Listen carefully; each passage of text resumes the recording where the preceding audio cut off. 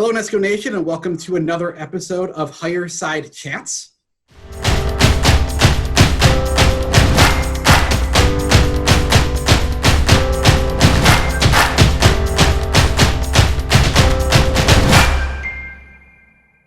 Today, I'm excited to be joined by Pusabnam David Pritts, who is a third-degree black belt in Kuk Sool Won, a school owner, and my instructor. Thanks for coming on today, sir. My pleasure. Thank you for having me.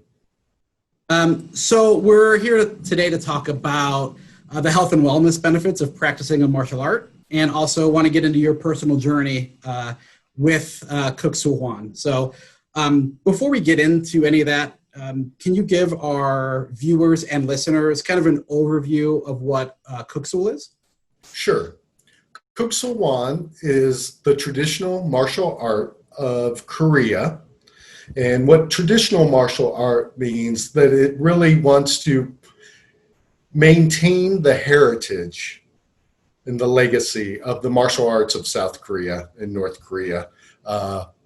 Again, it was developed in 1958 by Inya, and he is our Grand Master. The South Korean government had given him the title of Kuk Sool, which means national teacher. And we do forms, or hyung in Korean, which are a set of moves that help us practice our martial abilities. We have self-defense techniques that we do that help us getting leverage over a possible opponent, and also kicks and punches, which are similar to many other martial arts in that respect. But the first thing on Kuk Sool's curriculum for Kuk Sool Won is etiquette, or having respectful behavior. And so that's where Kuk Sool starts, and that is our most important part of our traditional martial art, having that respect for those around us, as well as instructors in our school, etc. And that's why during classes or during these meetings, we hear a lot of sirs and ma'ams and all of that. That is definitely the number one thing we're taught. Yes, sir. So you mentioned it a little bit, but in other martial arts, some of them are more focused. Some of them, more focused maybe on kicks and strikes. Others more focused on takedowns and joint locks. What sets Kuk Sool apart from some of those others? Kuk Sool Won is really developed to be an entire system. So that means that it's going to go ahead and cover material from the kicks and punches to the how to gain leverage with joint locks or attacking pressure points or acupressure points, to going ahead and even stepping back before any of that self-defense would really be needed, being aware of what's going on around us to avoid trouble, which is probably 80-90% of the benefit, is being more aware of what's going on around you, being in the moment, so you can avoid troublesome situations. And so how long have you been practicing Kuk Sool, and how did that start? How did you first get involved with Kuk Sool Won? Sure. So my wife had signed up our two children in 2006 when they were 9 and 8. And at that point, my wife was looking for an activity for them. Kuk Sool Won was offered at our local community center in Cleveland Heights, and signed up the kids. She and I accompanied them to the first class. And at the end of that first class, she kind of let me know, okay, well, you're going to have fun taking the kids to class now. So for about 3 or 4 months, I was just a parent sitting on the sidelines while my kids were in class. But I found myself helping them practice at home. And in doing so, I really did enjoy the practicing at home with them. Then about 5 months into them doing Kuk Sool, we went to Detroit for a World Kuk Sool Won Association tournament, a Kuk Sool Won tournament. And my kids, who were white belts at the time, both competed. And there were about 300 to 350 kids competing. And as you could imagine, there was some chaotic experiences going on. But I was really impressed at how little the chaos actually was, having 300 to 350 kids from 17 to younger, 5-year-olds, and even a couple younger than that probably, all in a gym, all competing in martial arts. And, you know, you could still have a conversation because all of the students not competing were usually sitting politely around the ring, being quiet, even cheering on the other kids competing, and that sportsmanship.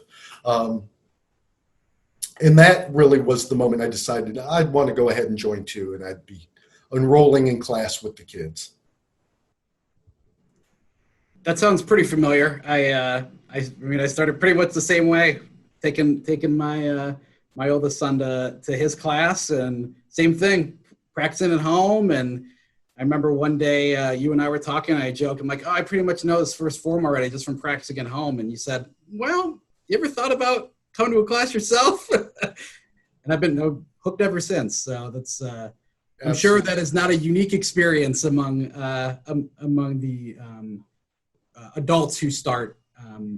In fact, our latest member of our school is another parent of one of the other kids that has attended. So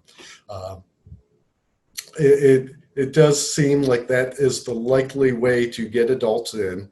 Again, we're still trying to let people in the Northeast Ohio area know that there is a martial art called Kuk Sool Won. It's you know, a lot of folks say, oh, you do karate or you do kung fu, right? And there is overlap amongst all the martial arts disciplines.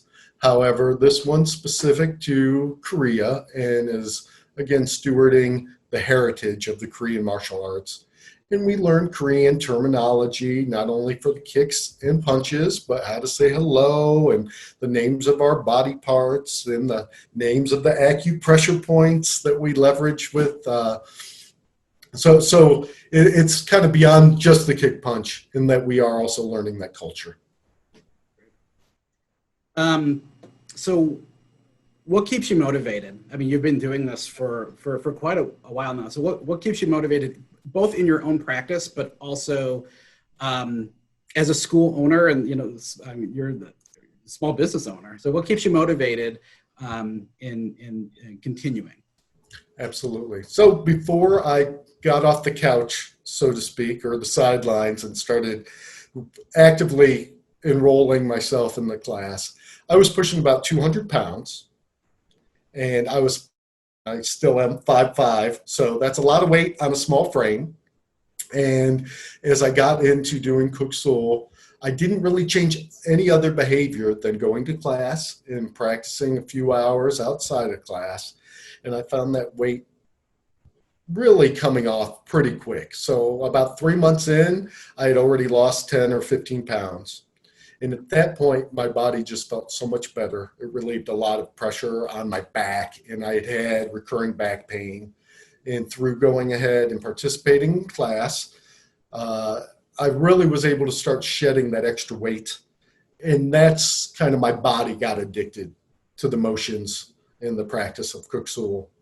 At the same time, other philosophies of our martial art, we have a Kuk Sool Won pledge, and the basic tenets of that are obeying the rules of the association, but also going ahead and supporting our country, also working with everybody, regardless of their background, and then practicing martial arts for the pursuit of international goodwill and world peace. And a lot of that I've seen. I've worked at, competed at different martial arts tournaments for the World Kuk Sool Won Association. And in that, there were people from all over the world. And we might not have spoken each other's languages, but we knew how to say hello to each other in Korean. And when we started talking curriculum It was easy to communicate with the terminology in Korean that we learned. So it gave us that common ground. And it really, in life's practice, it was making the world a little bit smaller place, at least at these international tournaments where people were coming from all over the world. So now on my Facebook, I have friends in Argentina and Puerto Rico and the UK, Spain and Italy and South Korea. It really has made my worldview a little bit more expansive too. That's great. So would you say, do you have favorite memories or experiences that you've been able to have because of your involvement with Kuk Sool? Absolutely. So one was the ability to get promoted to first degree black belt along with my two kids. So we had traveled down to the headquarters of the World Kuk Sool Association, which is outside of Houston, Texas. And in addition to getting promoted with my two friends, one of my good friends within our school, a second degree black belt, also got promoted in that same ceremony. And so it was really great to get promoted with my family and friends and have the support of my wife, and my mom came down, and that was a really memorable moment for me. And I still add a lot of great memorable moments. Many of those are around our annual school owners training each March in outside of Houston.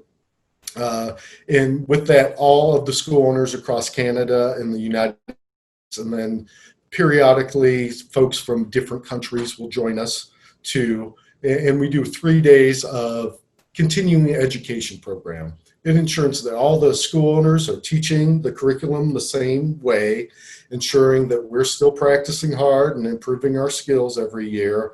And it also gives us time to do some fun activities that we might not be able to do in our own school. For instance, shooting archery. We actually play archery tag, so the arrows have a cushion on the end so we don't actually get impaled, or going ahead and throwing knives or using cutting swords to practice our cutting skills with our traditional martial arts weapons from Korea. And that is always very fun too. But just the friendships and the bonds that I've made with the other school owners are also bright points. And it makes it easy to look forward to that next school owners training. So I can see friends that from all over, as well as I know I'll be making some new friends. That's great. So what do you feel are just the benefits of practicing a martial art in general, and more specifically, Kuk Sool Won? Sure. So probably most martial arts will be able to provide a lot of the benefits that Kuk Sool Won does provide. But I would kind of group them in 3 different ways. One is a benefit to our mind. One is the benefit to our body, and then our overall spirit. And they're all intertwined and connected. I've already talked about how losing a lot of weight has really made my body feel better. With that improvement of, if you're not thinking about, boy, my back aches, it opens up your mind to be more in the moment and be aware of what's going on around you. That can help your empathy in the workplace. So you might notice a coworker is excited about something or maybe not so excited about something, and you can kind of ask the whys to get to what's going on there. Might help a project. It might just be a nice to have in building ground with that coworker. And then also then that can help your spirit in staying positive and being more resilient. So just the moving and the doing of Kuk Sool can really help your body keep all of our joints oiled. Some of the techniques give acupressure massage along the way. So a lot of times after practicing, I naturally feel lighter. For our mind, there are a lot of different self-defense techniques that we learn. I know close to 400 different techniques now that I'm supposed to recall. It takes a lot of work. And if I forget one, that's okay. Just tell me I got to keep practicing to memorize those even better. So by memorizing and practicing memorizing, it keeps your mind sharp. And then we also do a lot of meditative practice. And in that, it's not only actual sitting still, doing meditation, some of that is in motion. So actually doing our forms or our hyung in Korean, that is actually a meditative process because you're right in that moment. I want to make sure that my hand strike in that form look good, my kick look good, my stances are well, and I'm really focused right what I'm doing, not thinking about the day job and what might have happened today and that, putting that out of my mind. And it can really help your spirit release some of that tension or what's been nagging you on the back of your mind just by being in the moment. And it seems like all three of those key benefits to your mind, body, and the spirit all help one another to feel as positive as possible about the world around us. Yeah, and I can say personally that I've felt the effects of all of those things. And as you know, when I started Kuk Sool, my back was at its worst as it had been. And same thing with you. I lost some weight. I got a lot stronger in my core, and with all the stretching and things that we do to really help loosen up the back and all that sort of thing, has really helped me physically. But also, as you say, the memorizing all of these techniques and the open hand forms that we're doing have multiple steps. So remembering all of those and struggling, honestly struggling to learn a new language. Not that we're speaking it fluently, but just the vocabulary of Kuk Sool in the Korean has really helped me, and I know it's helped others stay sharp. And it's also it adds to just the enjoyment of not only it being something physical, but also it helping the mind as well. So that's everything that you're saying is really I can say personally has helped me as well. And I'm sure, I know it's many people before and after us will get those benefits as well. Yes, sir. So, a lot of students, when they start Kuk Sool, they're children, they're younger. And, they'll continue to grow into the martial art, and, they'll either drop off or keep going it through adulthood. Now, starting a martial art as adult, I think is much different. It's a little more intimidating. And I know it was for me. So what would you say to someone who might be interested in starting a martial art as an adult, but aren't quite sure if they should or how to even begin? Absolutely. So what I would say for that, especially if you're not even if you're looking to do it with a family member, one of your kids or someone else, or a good friend, that I think a good key is to go in and just watch a program for a class or two and go ahead and see how that instructor is behaving. And are you comfortable with how that instructor is behaving? Don't focus so much on what parts of the martial arts look like, and don't get intimidated if you think, I would never be able to do that. The people doing things that you could not picture yourself doing today were in the same boat as you before they started to try. And it might be that 500th time that they've tried it, that it clicked and now they can do it. But there was that ramp up that you might not see walking into a class environment that first time. But if you feel that that instructor is treating people with respect, their students, the audience, if there's a lot of kids, frequently the parents and guardians and grandparents are coming to watch too. How are the people being treated?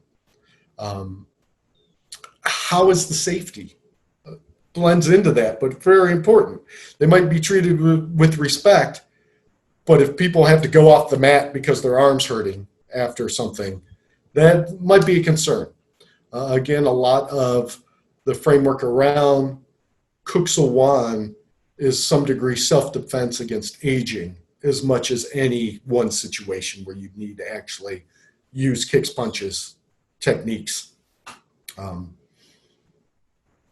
So that's what I would say. How comfortable are you? And then if that's that comfortable environment, suddenly then you can actually picture getting on that mat.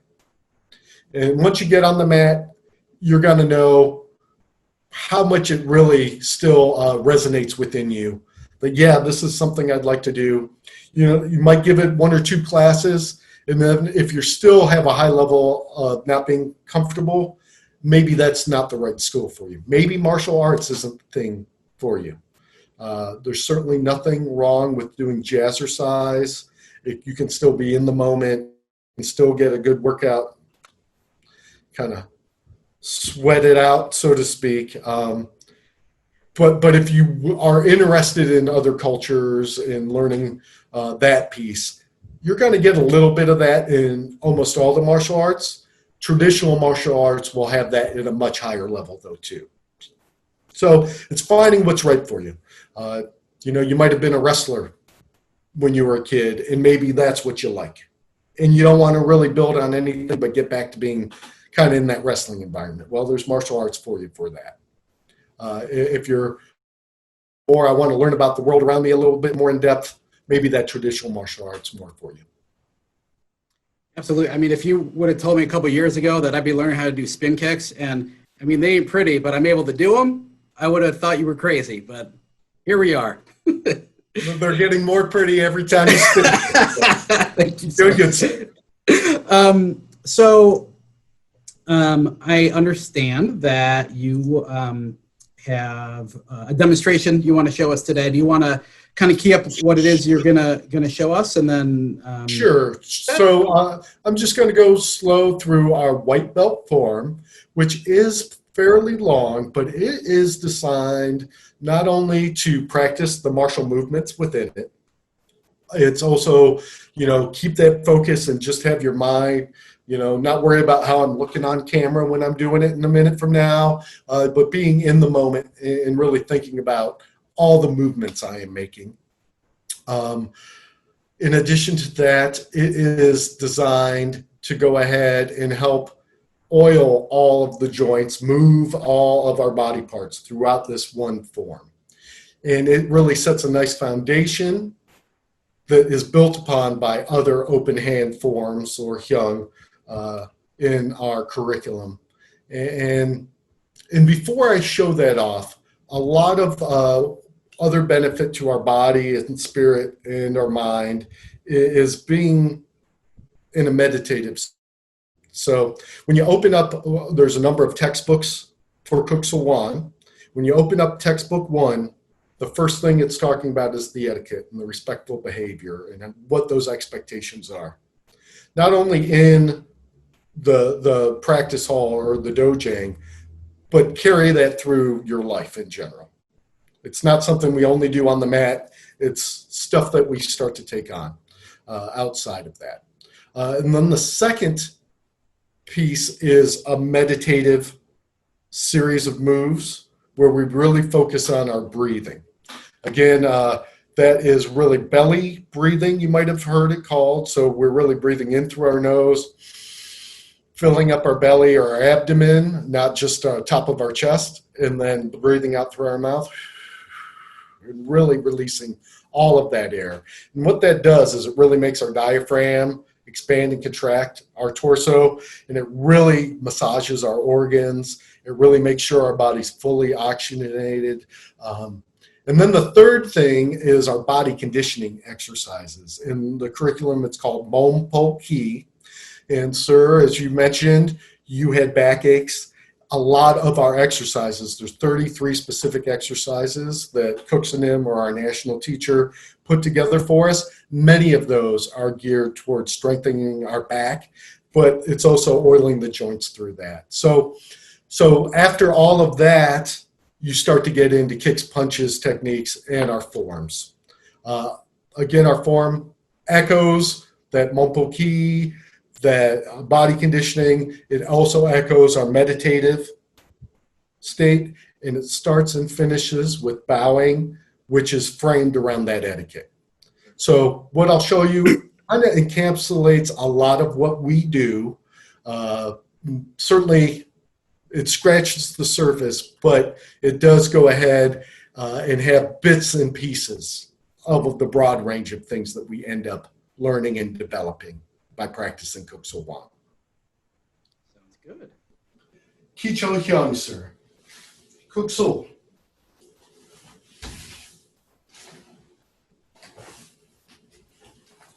Hey!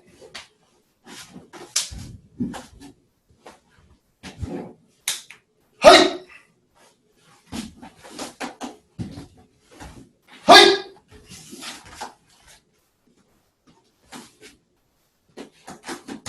Hey! Hey!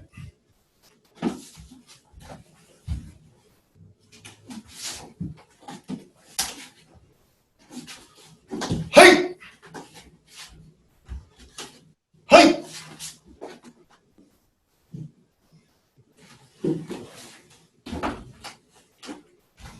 Hey! Hey!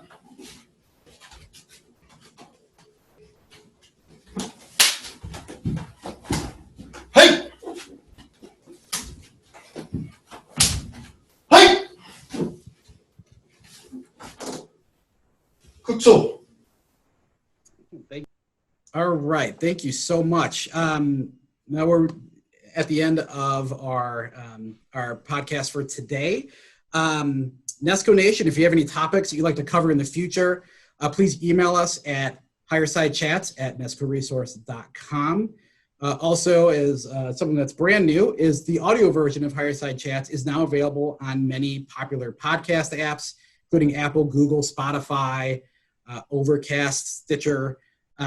So if you could please subscribe, rate, and share the podcast to help spread the word, that would be great. Prasabana, if you could please tell us where people could find out more about your school. Absolutely. So my school is based out of the Cleveland Heights Community Center, and you can find us at the web address of kswcle.com. Again, stands for Kuk Sool Won in Cleveland, CLE, kswcle.com. And we are also on Facebook. And if you look up Kuk Sool Won in Northeast Ohio, you will find information on my school as well as my instructor's school, who teaches in the Streetsboro area.